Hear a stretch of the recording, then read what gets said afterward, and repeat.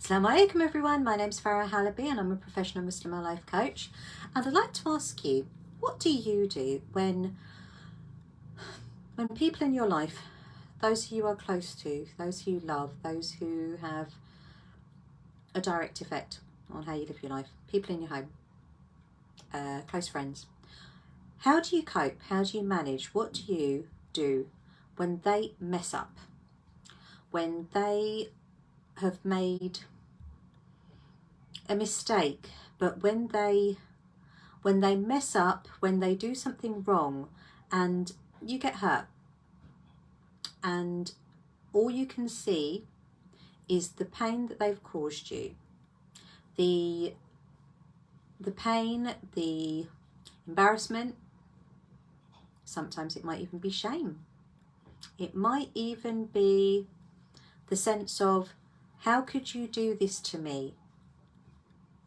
What will people say? Don't you know how much I've done for you?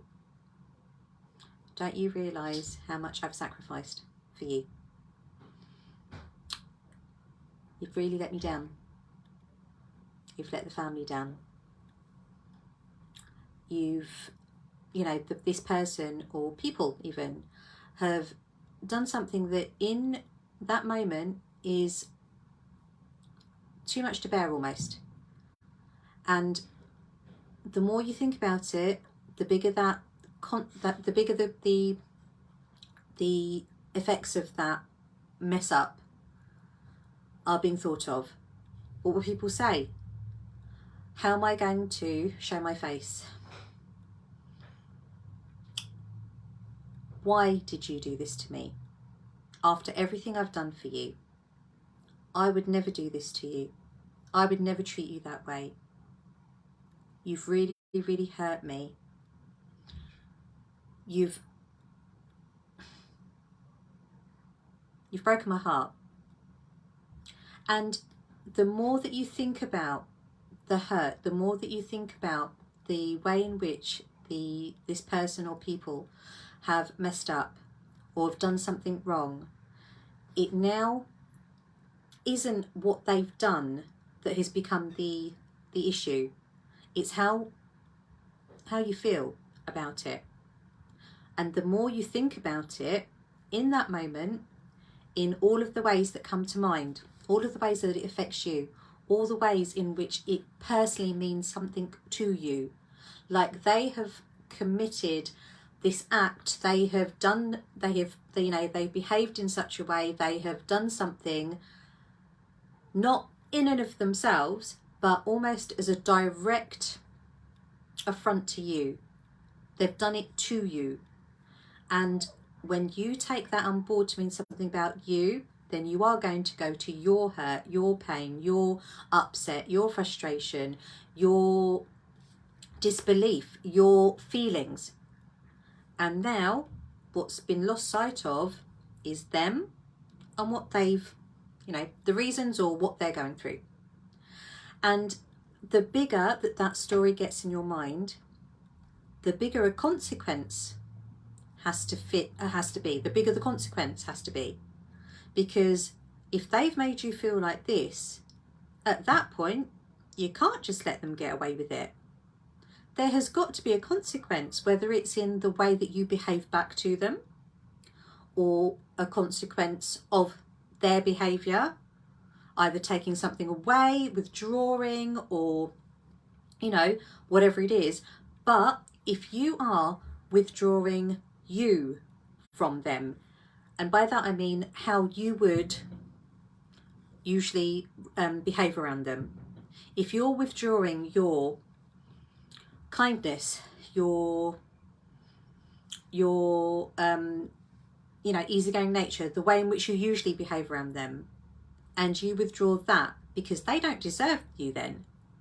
If they've gone out and they've done something, or they've behaved in such a way, or they've said something, or they have committed this heinous mistake or crime even, it feels like it has been done directly to you.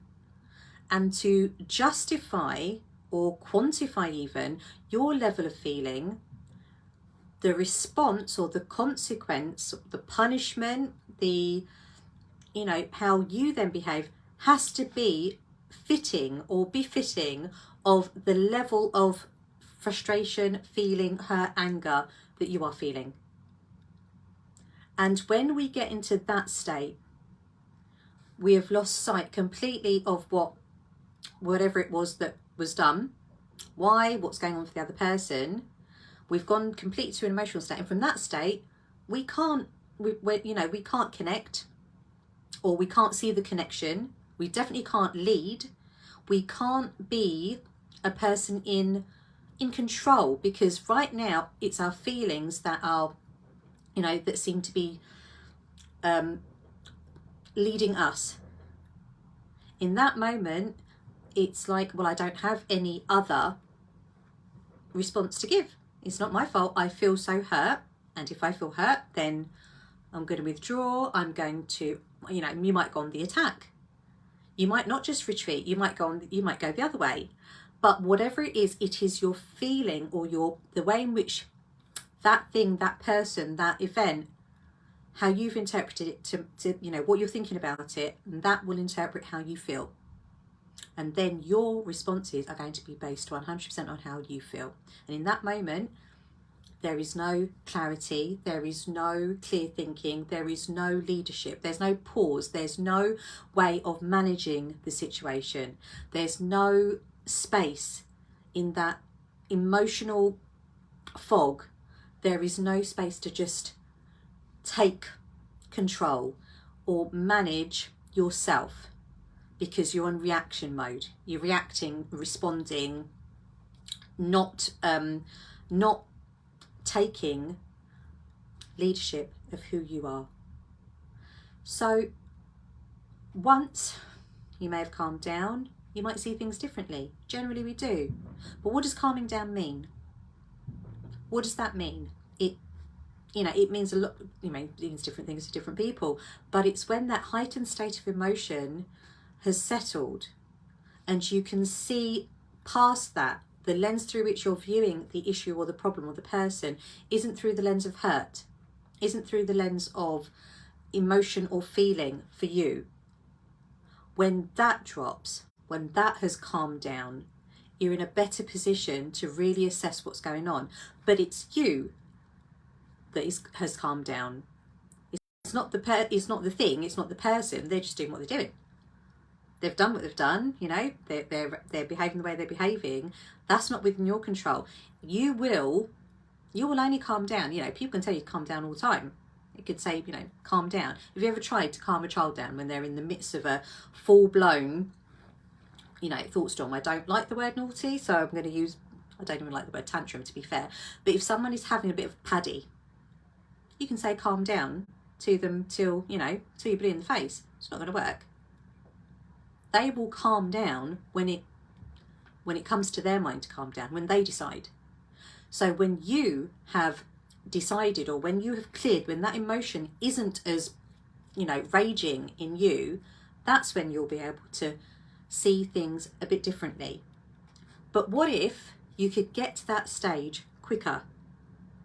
Not saying that, you know, people won't upset you or hurt you, but to be able to manage yourself in a way that you can lead the situation, you can manage the situation, you can manage your experience in that way, and have that clarity of thinking, have that calming down, have that, you know, dumping of the emotional state, the heightened emotional state, a lot quicker, so that you're not in that misery of, how could you do this to me?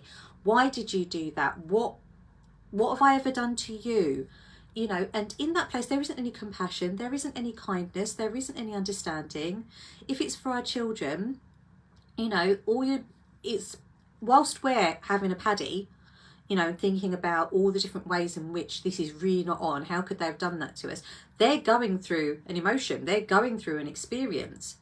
So it's almost like they're waiting for us to, you know, stop having a paddy, for the you know, the connection, for the parenting, for that part of the relationship to take effect. Just like if you're having an argument with a spouse, or with a sibling, or with, you know, with a friend, all the while we're trying to make sense, you know, we're having that internal paddy, you know, thinking about all the different ways in which this affects us, it makes us feel, they're, you know, going through what they're going through, but they're waiting. They're waiting, or, you know, but it doesn't stop. They're not on pause whilst we're having a paddy. So if you would like a way of being able to help diffuse and release and just take that pause so that you're not full pelt into that whole just emotional and heightened emotional state where there is just more and more hurt and anger and frustration and upset and a load of questions that you're not going to find the answers to, especially not in that state. And for you to be able to manage yourself, because it's when you can do that for yourself, no one else can do that for you. You know, they can say whatever it is they want to say, but until you decide, until it makes sense to you to calm down, you know, to be able to relax, to be able to see, you know, just to be able to take a chill pill, whatever, you know, that used to wind me up. You know, take a chill pill, all right, you know, telling someone to calm down, sometimes it has the opposite effect. But if you would like a way of being able to do that for yourself, because this is, we can't control the actions of others, we can't control what other people do, say, think, behave, we can't do that. But what we have an effect on, and what we can intentionally and really have a very deliberate and purposeful and actually an a responsibility to, is to be able to manage ourselves, lead ourselves. Allah subhanahu wa ta'ala tells us that we are, there's various different hadiths and ayahs in the Quran about leadership, about taking charge. And it's not just, I mean, I think there's a hadith about every person is a shepherd to their flock. Well, a shepherd, you know, guides, leads, doesn't coerce, doesn't trick, doesn't, you know, doesn't beat, doesn't, you know, a shepherd is gentle. And, you know, it's like, how do you get a whole load of sheep? I feel like sometimes when I'm walking down the street with my four, it feels like herding sheep. It feels like, you know, trying to keep control of them when there's so many of them. When you've got more children than hands, it does feel very much like herding sheep in my eyes. But they're my flock. So if I'm, you know, trying to help them go along the right path, literally, spiritually, and, you know, mentally, emotionally, then I have to be the one that is leading that. And I will get more out of the other person. I will get more out of my children, more out of my husband, more out of my siblings, my friends, more out of my community. Just like you will get more out of the people around you, with connection, with understanding, with kindness, with compassion, with compromise, with listening, with truly being there to, you know, work it all out in the best way. Not through harshness, not through telling them off, not through having a paddy. Won't work. I mean, you can try it. If you can do that and it works out for you, then I'd love to know what your secret is, because generally when we are in that heightened state of emotion, there is no, you know, everyone's not singing from the same nasheed sheet. It's just, it's carnage. So if you would like a way of being able to help yourself first, so that you are primed not to go on the attack, not to respond in a way that doesn't serve you. You're actually priming yourself, preparing yourself, working on yourself, managing, leading yourself in a way that you can go forward from a place of clarity, a place of measure, a place of reason, a place of, you know, yes, we all get angry, we all get upset, we all, you know, throw a paddy, throw our toys out the pram. But for some, it takes a lot longer to calm down. It takes a lot longer because we have this thought storm raging, and we take everything around us to mean something personal about us. Someone else's behaviour, someone else's words, someone else's, you know, what we think the other person is thinking. Almost like they're thinking it directly to offend us, to be up, you know, to hurt us. So if if you would like a way that really helps you understand how you work, understand how, you know, what's going on up here and in here, and help you prime yourself, manage yourself, lead yourself, work on yourself, do that thing that Allah subhanahu wa ta'ala says to us. He won't change the condition of a people until we change what's within us, that which is within ourselves. He tells us also that he is as his servant thinks of him. Well, this world, everything that we do, you know, the way that we experience other people, the way that we experience life, it's what we perceive of it. It's what we think of it. It's how we're making sense of things. It's what we, you know, calculate, reason. And we're the ones that are doing that. No one else is calculating and reasoning for us and then, you know, giving us what to say, giving us what to think. We're doing that for ourselves. And if we can do that in a way that serves us, in a way that we can get the best out of those interactions with those people around us, because people inherently, you know, we like other people. We want to be around them. Inherently, we want to connect. Inherently, we want that, you know, we weren't born, you know, on separate islands. There aren't 8 billion separate little pods. We're not in some matrix. We were, you know, we were put here to know one another, to engage with each other, to learn from each other, to teach each other, to just, you know, just be with one another. And if you can be with the people that you love, the people that you hold in high esteem, the people that you respect, the people that you choose to be with, in a way that serves you, in a way that you can optimize those relationships, that you can get the best out of them and you can give the best to them, why wouldn't you? So I'll ask you, what do you do if you can't get over someone else messing up? Where do you go from there? And would you like to know or to explore a way that, you know, through the understanding of who we are as described by the one who created us? You know, the Quran is a shifa for everyone, and the Quran is like our manufacturer's manual. It tells us exactly how we work. There's troubleshooting guides and everything in there. You know, if things are going wrong, then there's, you know, the answer is there. So the one who created us gave us all the solutions for how we can, you know, sort things out, sort those issues out, sort those problems out. And if you know, if in your life you get really, really, really, like you can't get over things, or you feel that you can't get over things quickly, like it's almost like the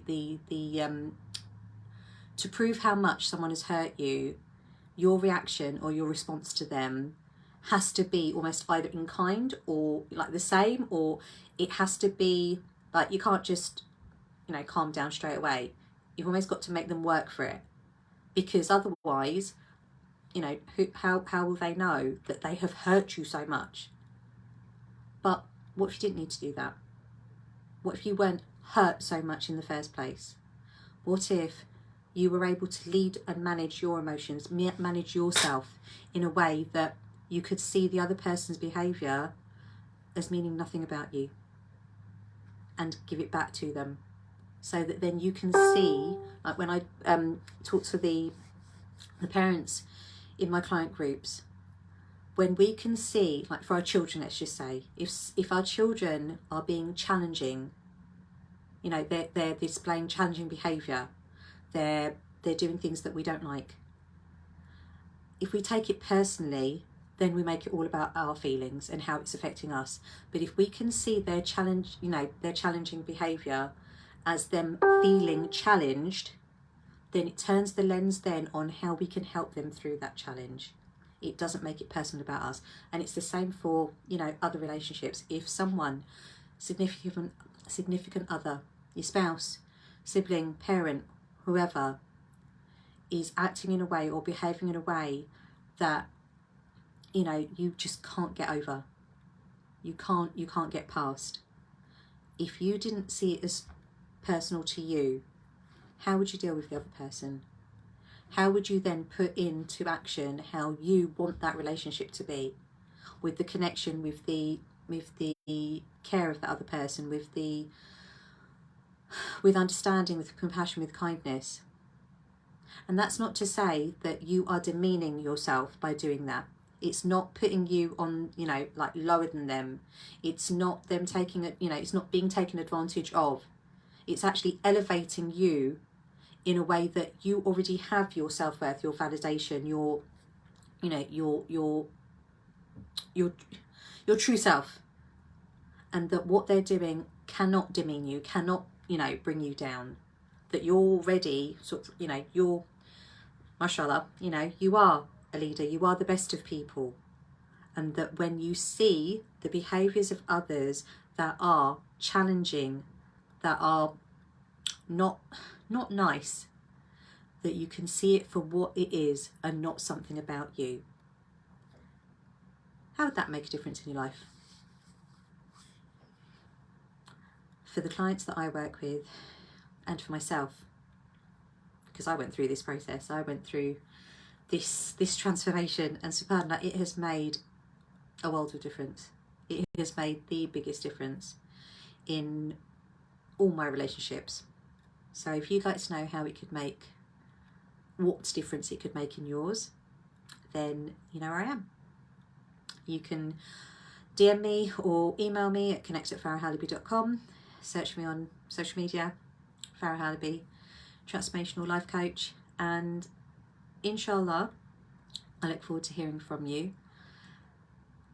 And as always, I pray that you are safe, well, happy and healthy. This live has gone on a lot longer than I meant it to, but for any of you who know me, you know I like a bit of a chinwag, but I pray inshallah that this has been beneficial for you, and I look forward to seeing you again very soon. But for now, take care. Assalamu alaikum.